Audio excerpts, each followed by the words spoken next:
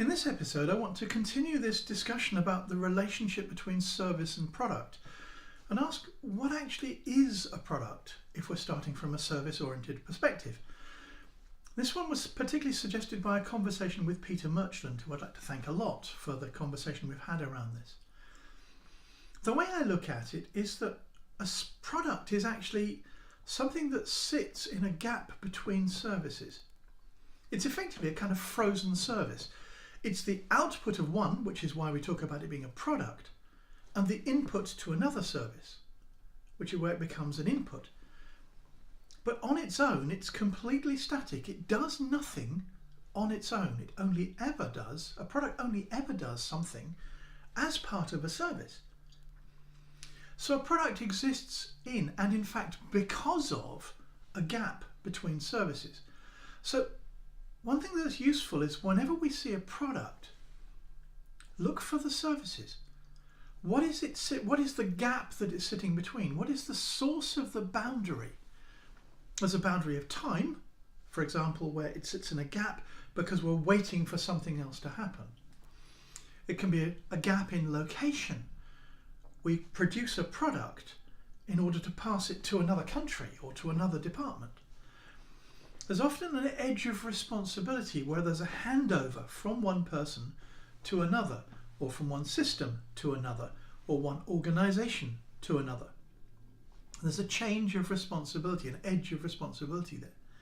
So the moment we see something that looks like a product, look for the services that it sits between. Why is it sitting in that gap? And also the possibility for any kind of services. This is where the term affordances comes in. A cup can be something to drink from, but you can also use it as a paperweight, you can use it as a hammer, you can use it as a bell. It affords all these possibilities. It may have a specified usage, but it affords many others. So the services that it connects between may not necessarily be the ones that we expect beforehand. And a product may also be a transfer of responsibility. For example, when we look at a sales process, it's not actually selling the product. It's passing over the responsibility, and the product of the sales process is actually the transfer of perhaps money in one case, but certainly the transfer of responsibility. You've signed a contract that says the responsibility and the ownership has now moved from one place to another. Well, that's the product of the sales process itself, is that record. So a product never actually does anything on its own. It's always part of a service. If it's not being used, it's like a frozen service. A product always exists because of a gap between services.